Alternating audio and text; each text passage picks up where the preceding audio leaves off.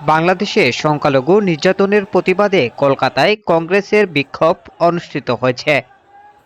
কলকাতা থেকে সমরেশ রায় ও শম্পা দাসের পাঠানো ভিডিও তথ্যে দেখুন বিস্তারিত প্রতিবেদন।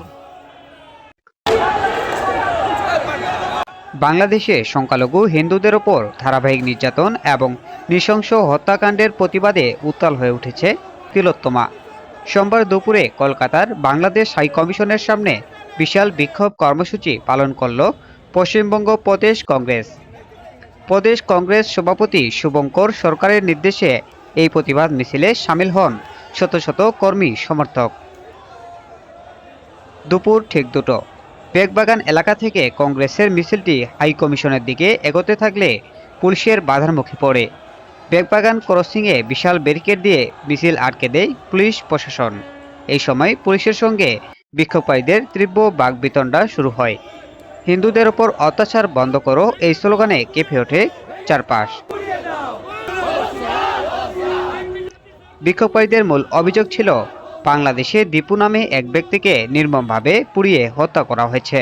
শুধু তাই নয়, বাংলাদেশের সংবাদ মাধ্যম, সাংস্কৃতিক কেন্দ্র এবং এমনকি বিশ্বকবি রবীন্দ্রনাথ ঠাকুরের স্মৃতি বিজড়িত স্থাপনাগুলোতেও ভাঙচুর চালানো হচ্ছে।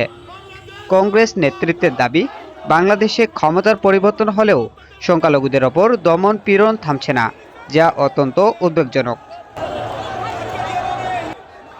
উত্তপ্ত এই পরিস্থিতির মাঝে পুলিশের সহযোগিতায় 5 সদস্যের একটি প্রতিনিধি দল বাংলাদেশ হাই কমিশনে গিয়ে ডেপুটেশন জমা দেন।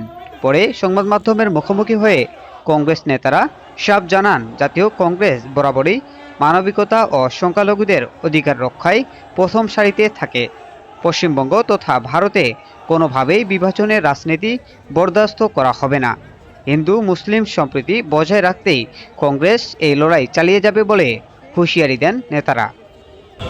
Mister Belal Hossain, administrative official, mister Shamsuddoula Layak, welfare official, ওনাদেরকে বললাম যে বাংলাদেশে যে সংখ্যালঘু নির্যাতন হচ্ছে, আপনাদের কাছে আমাদের প্রতিবাদ রইল।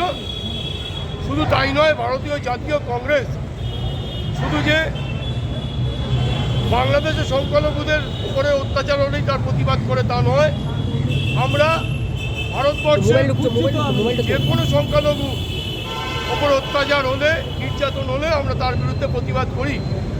অপার বাংলার পরিস্থিতির আজ এখন এপার বাংলার রাজনীতিতেও।